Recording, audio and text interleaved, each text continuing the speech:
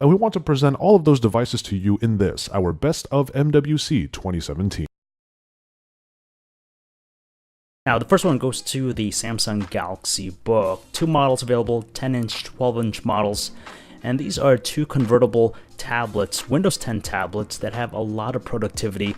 They come with the S Pen, and if you want a lot of horsepower, you probably want to go with a 12-inch model because it features a Core i5 processor, and it's pretty much a great competitor to the Surface Pro 4. And the other award goes to the Lenovo Mix 320, also another Windows 10 power tablet featuring an Intel X5 processor, up to 4GB of RAM, and up to 128GB of internal storage.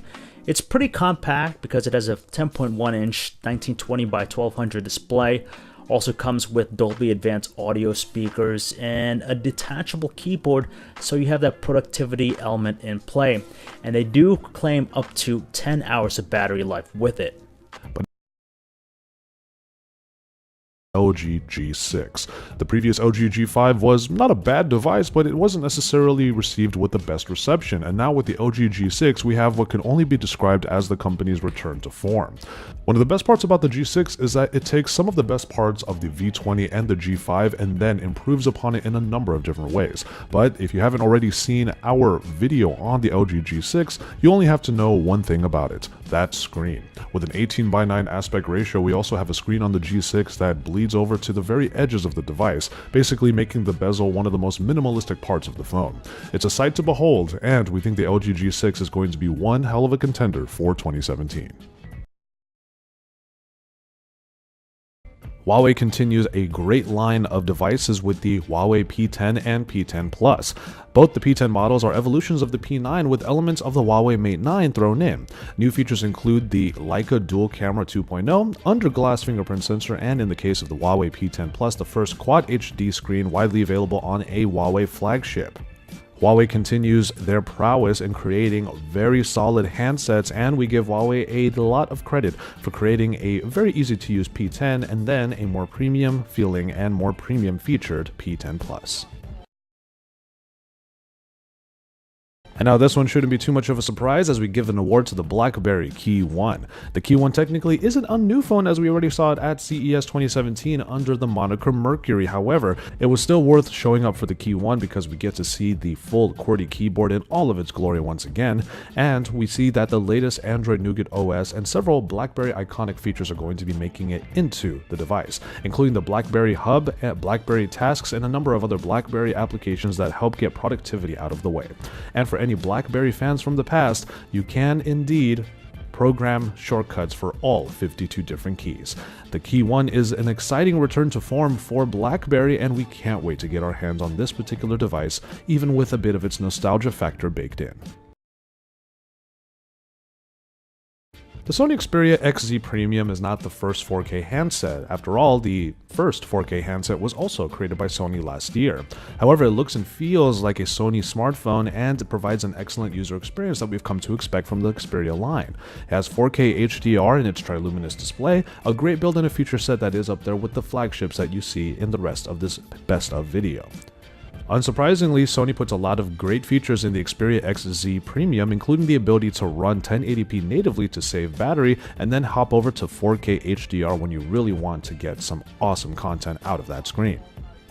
One other great feature is a 960 frame per second slow motion recording, which is part of Sony's new camera sensor, which we cannot wait to get our hands on and try out for a camera shootout and to see how it fares against the rest of the Android cameras in the space.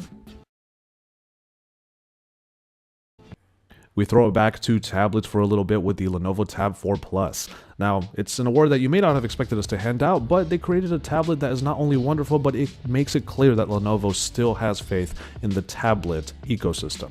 However, they have created a bunch of tablets here that should be able to satisfy pretty much anyone looking for a larger screen experience, all the way down to having 10-inch to 8-inch to premium versions of all of these said tablets, to even a kids version that is available for children so that you can have them distracted while you try to play with your own tablet. Features include fingerprint sensors for the Plus editions and a possible 64 gigabytes of storage with micro SD card expansion. Now, these tablets may not be the most powerful ones out there, but we do applaud Lenovo for bringing back a smaller 8-inch form that we think is a bit of a dying art in the tablet game. We bring it on back to smartphones and over to Oppo, which we actually haven't seen a whole lot of in recent months. However, Oppo has come out of the woodwork in MWC 2017 with the 5X Zoom.